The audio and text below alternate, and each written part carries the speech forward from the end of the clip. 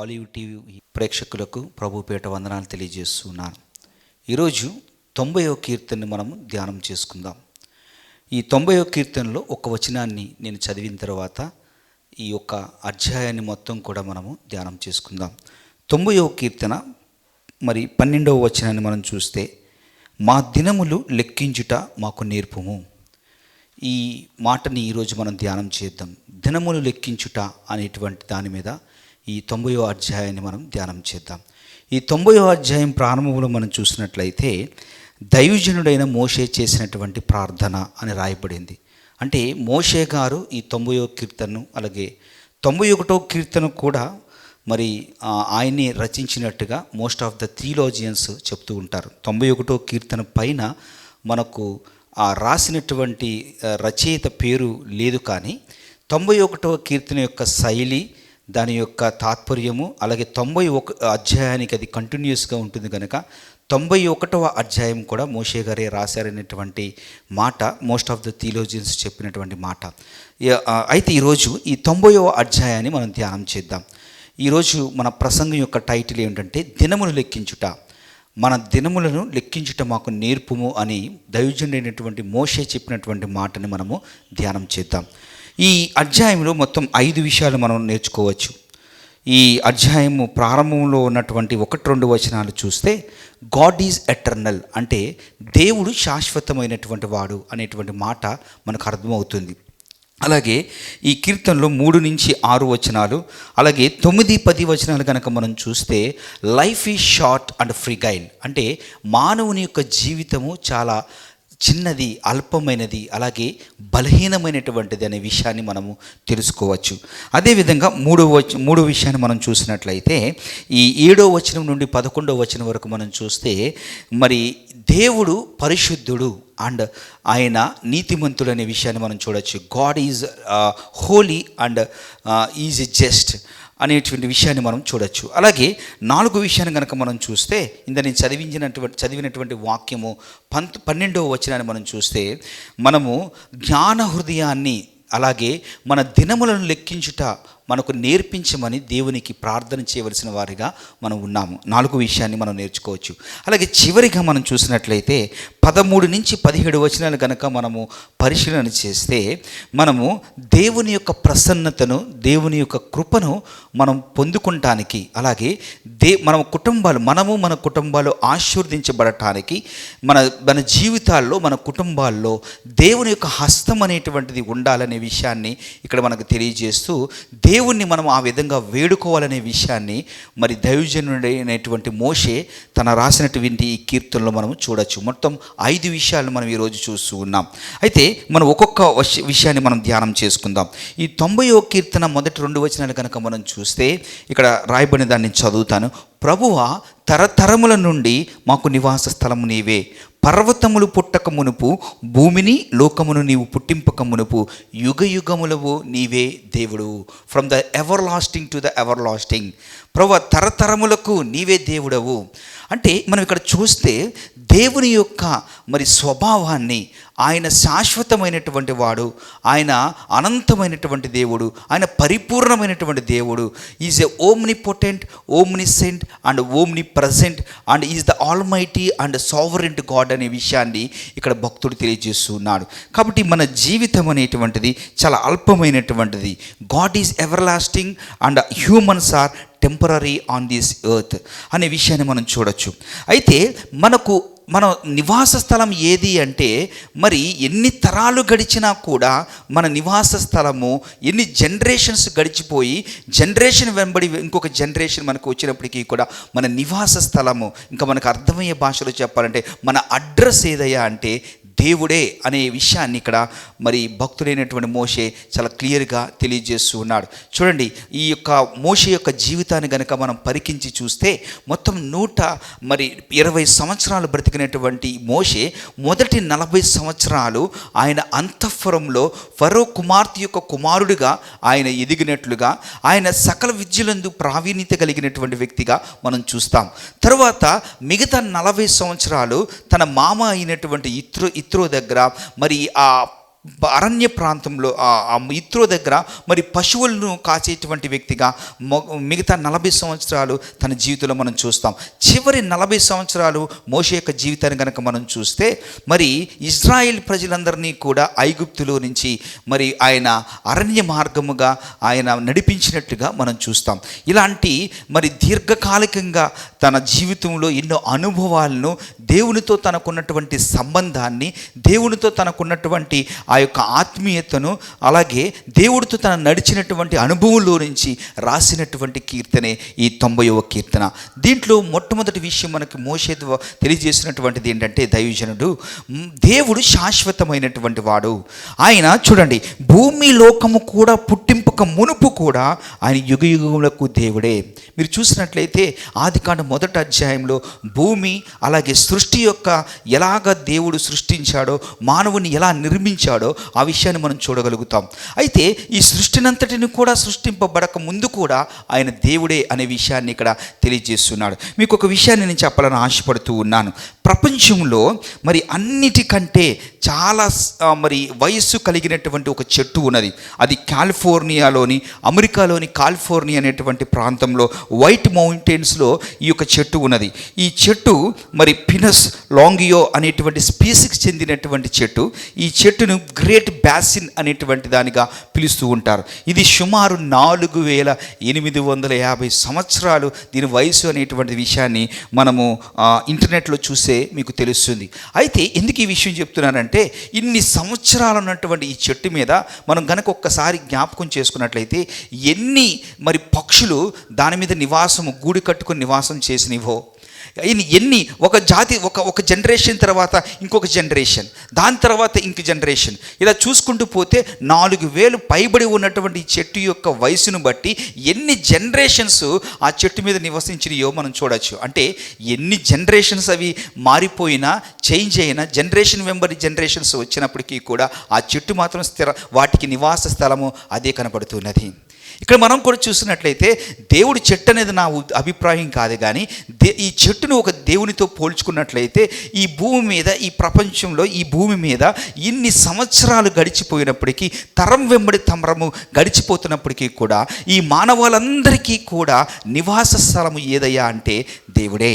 అందుకే ఏమంటున్నాడంటే, ప్రభువా తరముల నుండి, తరతరాల నుండి నీవు మాకు నివాస స్థలము నీవే.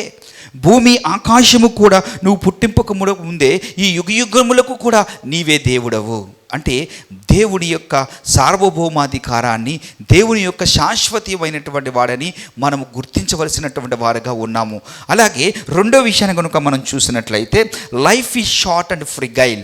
అంటే మానవుని యొక్క జీవితము చాలా అల్పమైనటువంటిది, కేవలము కొద్ది దినాలతో కూడుకున్నటువంటిది, అలాగే అది చాలా బలహీనమైనటువంటిది అనే విషయాన్ని మనం చూడొచ్చు.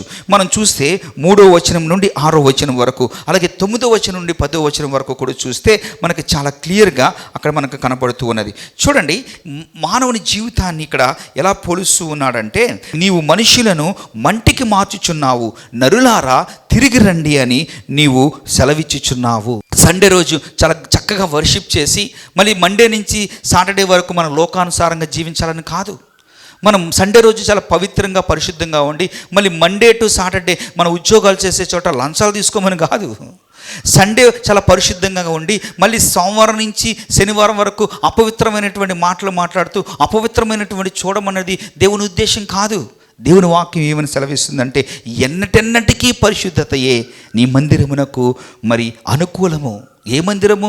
భౌతికమైన మందిరం మాత్రమే కాదు, భౌతికమైన మందిరం కాదు, కానీ ఈ దేహం అనేటువంటి ఈ దేవాలయము, ఈ మందిరము పరిశుద్ధంగా ఉండాలని దేవుని వాక్యం చాలా సూటిగా మనతో మాట్లాడుతున్నది.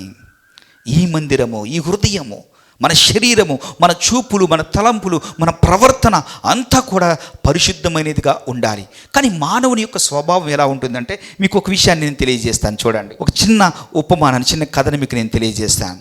ఒక తేలు, ఒక కప్ప అనేటువంటివి ఉన్నాయి. ఈ కప్ప ఉభయచరం, అంటే నీళ్ళల్లో ఉంటుంది, అలాగే నేల మీద కూడా ఉంటుంది. తేలు మాత్రము కేవలము మరి భూమి మీద మాత్రమే ఉంటుంది. అయితే అది ఉన్నటువంటి ప్రాంతానికి వరద వచ్చేటువంటి అవకాశం ఉన్నది కనుక ఆ వరదలో కొట్టుకుపోయి చనిపోతానని తేలు ఏం చేసిందంటే ఈ కప్పను బ్రతుములాడుతూ ఉంటుంది. హలో కప్పబావా నువ్వేం చేస్తావంటే ఈ చిన్న ఏరు ఉంది కదా, నీ మీద ఎక్కించుకొని నన్ను ఏరు ఆ ఒడ్డుకు చేర్చినట్లయితే నేను బ్రతుకుతాను, దయచేసి నన్ను ఈ ఒడ్డు నుంచి ఆ ఒడ్డుకు చేర్చమని ఆ కప్పను అడిగినట్లుగా మనం చూస్తాం. అయితే కప్ప అంటుంది, అయ్యో నీవు నీ యొక్క కొండెములో విషం ఉంటుంది, ఒకవేళ నేను ఎక్కించుకొని నీళ్ళల్లో వెళ్తున్నప్పుడు నీవు గనక నన్ను కుడితే ఆ విషము నాలోకి వెళ్ళిపోతుంది, నేను చనిపోతాను అందంట. అప్పుడు ఈ తేలు అందంట, అయ్యో పిచ్చిదానా, నువ్వు ఈపు మీద ఎక్కించుకొని వెళ్తున్నావు, నీళ్ళల్లో వెళ్తున్నావు కదా, ఒకవేళ నిజంగానే నేను నిన్ను కుట్టాననుకో నీవుతో పాటు నేను కూడా చనిపోతాను కదా, మరి నేను ఎందుకు చనిపోతాను, నేను ఎందుకు కుడతాను, నువ్వు తీసుకువెళ్ళు అంటే దాని మాటలు నమ్మినటువంటి కప్ప తన మీద తేలుని ఎక్కించుకొని ఈ ఒడ్డు నుంచి ఆ ఒడ్డుకు వెళ్తున్నప్పుడు అది మార్గ మధ్యలోకి వెళ్ళిన తర్వాత కుట్టింది. దాంట్లోనికి విషం వెళ్ళిపోయినప్పుడు ఆ కప్ప అరుస్తుంది, అయ్యో కప్ప తేలు ఎందుకు నన్ను కుట్టావు అంటే అది అంటుంది, అయ్యో నేను కుట్టకూడదు అనుకుంటున్నాను కానీ నేను కుట్టకుండా ఉండలేకపోయాను, ఇది నా స్వభావము అంది. ఈరోజు మనం కూడా మానవుని యొక్క స్వభావం ఏంటంటే పాపం చేసేటువంటి స్వభావం మనలో ఉంటుంది. మన స్వభావం అలాంటిదైనప్పటికీ కూడా మన స్వభావాన్ని మనం జయించేవారిగా మనం ఉండాలి అంటే మనం దేవుడితో నడిచినట్లయితే, మారు మనసు రక్షణ పొంది దేవుని ఆత్మను పొందుకొని మన వాక్యానుసారంగా మనం నడిచినట్లయితే మనము ఆ స్వభావాన్ని జయించేటువంటి వారిగా మనం ఉంటాము అనే విషయాన్ని మనము తెలియజేయబడుతుంది. కాబట్టి ఇక్కడ చూడండి, నీ రహస్య పాపములు, అక్కడ రాయబడిన మాట చూడండి, నీ ముఖ కాంతిలో మా రహస్య పాపములు కనబడుచున్నవి. ఒకవేళ ఫర్ ఎగ్జాంపుల్ ఒకవేళ మన ప్రైవేట్ లైఫ్ని, మన సీక్రెట్ లైఫ్ని గనక ఎవరన్నా రికార్డ్ చేసి దాన్ని ఒక టీవీ మీద కానీ ఒక ప్రొజెక్టర్ మీద కానీ ఎవరన్నా దాన్ని డిస్ప్లే చేసి దాన్ని గనక లైవ్ ఇచ్చినట్లయితే ఎలా ఉంటుందండి? ఏ వ్యక్తికైనా సరే తన ప్రైవేట్ లైఫ్ని, తన సీక్రెట్ లైఫ్ని ఓపెన్గా దాన్ని డిస్ప్లే చేస్తే చాలా అవమానకరంగా ఉంటుంది. కానీ ఇక్కడ వాక్యం ఏం సెలవిస్తుందంటే మన సీక్రెట్ లైఫ్ని ఎవరు చూసినా చూడకపోయినా దేవుడు చూస్తున్నాడు అనే విషయాన్ని మనము గుర్తెరగాలి. God know everything.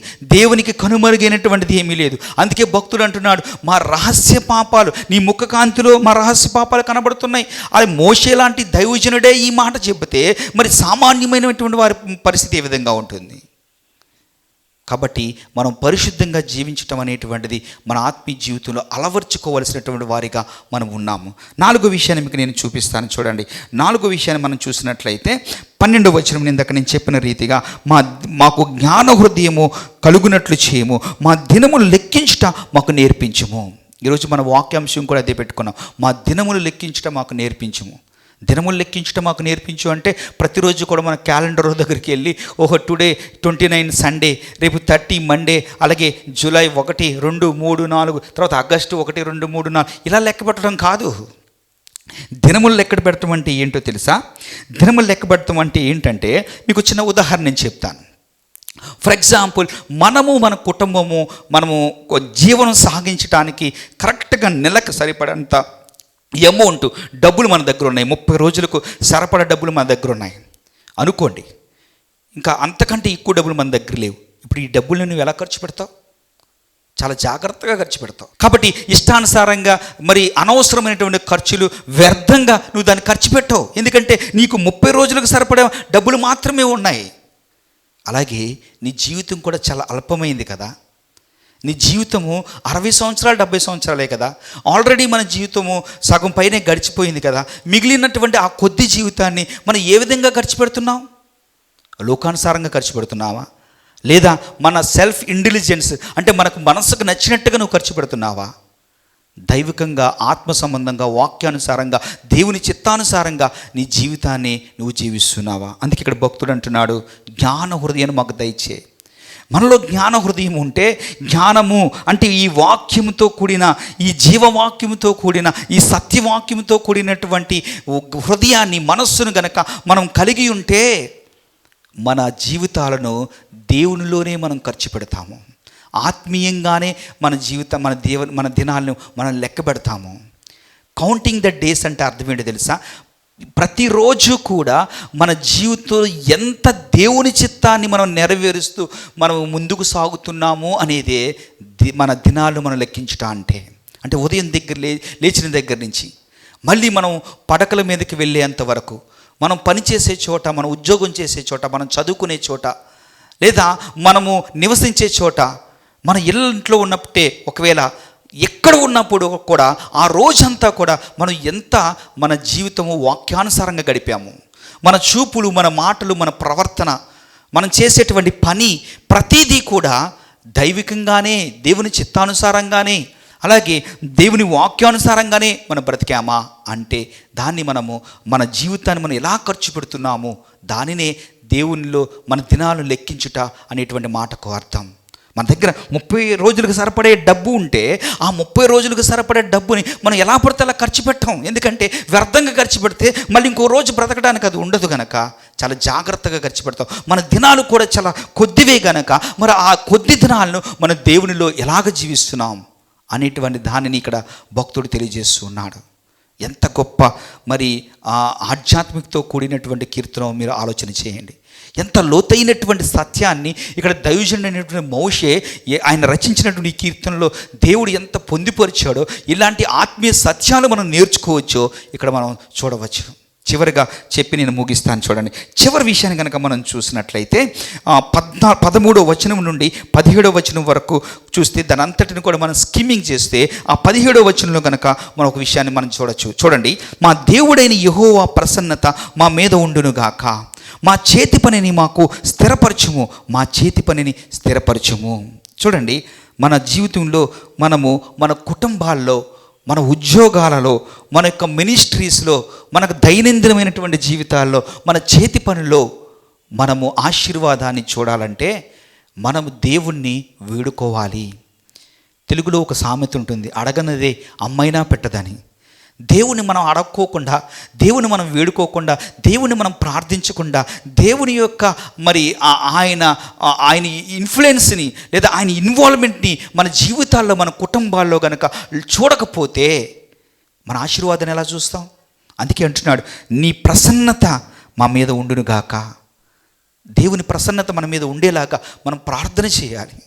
విలాప వాక్యాల్లో కూడా మనం చూస్తే అసలు అవకాశమే లేదు. ఆ యొక్క యెరూషలేములో ఎక్కడికి వెళ్ళినా మరణాలే, ఎక్కడ చూసినా మరి చనిపోతున్నారు. ప్రవక్తలు సైతం చనిపోతున్నారు, దైవజనులు సైతం చనిపోతున్నారు. ఎక్కడ చూసినా అవి ఏడుపే, బాధే. కానీ దేవుని ప్రార్థించినప్పుడు దేవుని కృపను వారు పొందుకున్నట్లుగా విలాప వాక్యాలు మనం చూస్తాం. ప్రియ దేవుని బిడ్డ, మన జీవితంలో కూడా మన కుటుంబాల్లో ఆశీర్వాదం కావాలంటే, మన జీవితాల్లో ఆశీర్వాదం కావాలంటే, మన ఉద్యోగాల్లో ఆశీర్వాదం కావాలంటే, మన బిడ్డలు కూడా ఆశీర్వదించబడిన వారుగా అవ్వాలంటే దేవుని యొక్క హస్తము మన మీద ఉండాలి. ఆ విధంగా ఉండేటట్లుగా మనం ప్రార్థన చేయాలి అనే సత్యాన్ని ఇక్కడ మనం చూస్తూ ఉన్నాను. కాబట్టి నేను ముగిస్తున్నాను. ముగించే ముందు ఒక్కసారి ఈ యొక్క కీర్తన యొక్క సారాంశాన్ని మరొకసారి నేను జ్ఞాపకం చేస్తాను. మన దినములు లెక్కించుట మనకు నేర్పమని దేవుని అడగాలి. అలాగ అడగాలి అంటే మనకు జ్ఞాన హృదయం కావాలి. ఈ జ్ఞాన హృదయంతో దేవుడు ఎంత శాశ్వతమైన వాడో, దేవుడు ఎంత మరి సావరెంట్ గాడో, ఓమ్నిపోటెంట్ గాడో, ఓమ్ని ప్రజెంట్, ఓమ్నిసెంట్ గాడో, ఆయన ఎంత పరిశుద్ధమైనటువంటి దేవుడో, ఆయన ఎంత శక్తి కలిగినటువంటి దేవుడు, ఆయన ఎంత ప్రేమ కలిగిన దేవుడు అనే విషయాన్ని నువ్వు వాక్య జ్ఞానం ఉన్నప్పుడే, ఆధ్యాత్మిక నీలో ఆ పర్స్పెక్టివ్ ఉన్నప్పుడే, స్పిరిచువల్ పర్స్పెక్టివ్ ఉన్నప్పుడే, దేవుని వెతికినప్పుడు మాత్రమే నీకు ఆ విషయాలు అర్థమవుతాయి. అదేవిధంగా నీ జీవితం చాలా అల్పమైనదని, life is very short and fragile అని, అది చాలా బలహీనమైన విషయాన్ని నీకు అర్థమవుతుంది. అదేవిధంగా దేవుడు పరిశుద్ధుడనే విషయం నీకు అర్థమవుతుంది. చివరిగా మనము మన దినాలను స్పిరిచువల్గా ప్రతిరోజు కూడా మనం బ్రతకాలనే విషయం మనకు అర్థమవుతుంది. అలాగే మనం ఆస్వాదించబడాలి అంటే దేవుని యొక్క కృపా ప్రసన్నత మన మీద ఉండాలనే విషయం మనకు అర్థమవుతుంది. దేవుడి మాటలు మన వినికిల్లో దీవించును గాక. ఆమెన్.